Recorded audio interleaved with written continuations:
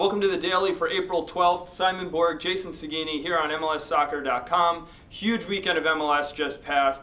A lot to talk about today, Simon. Jesus Padilla finally coming through for Chivas USA. And a couple of late game heroics from Alvaro Saborio and Eric Alvarez Dallas gave some good endings to a couple games. Yeah, and that takes us to the headliners for Monday.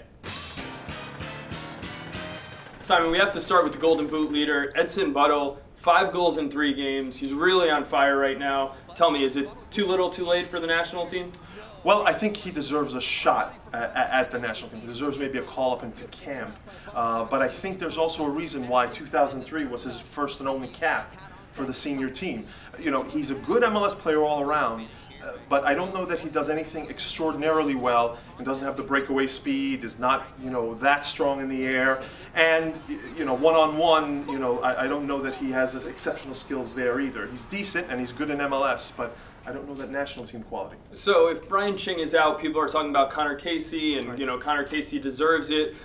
To me, I almost rather see Edson Buddle. I think he's a little more mobile. I think he can hold the ball just as well as Connor Casey, and maybe adds a little bit more on the upside. I mean, if you're looking for all those qualities, in my opinion, Brian McBride is who you're looking for.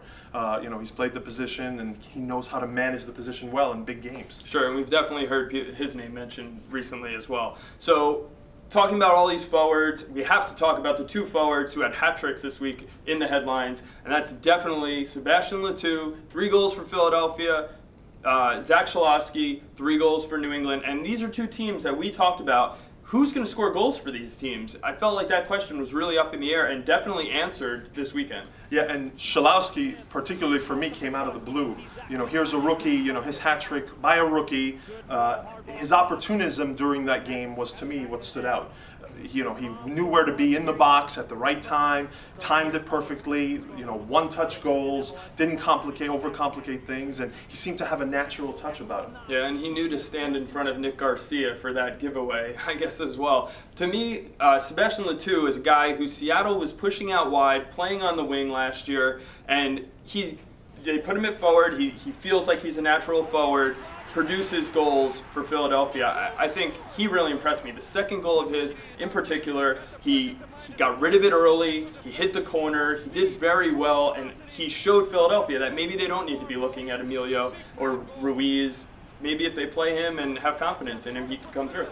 Letou definitely got Philadelphia thinking about that, but also, how ironic is it for Seattle, who have had difficulties in the scoring department now for the 2nd year running. They're waiting on Blazing Kufo in the summer, but they allowed Letou to go during the offseason, and here he is getting a hat trick on this weekend. Yeah, you're really not sold on Seattle up top. That's interesting, but moving on from Seattle's offensive struggles to Toronto's struggles as a whole.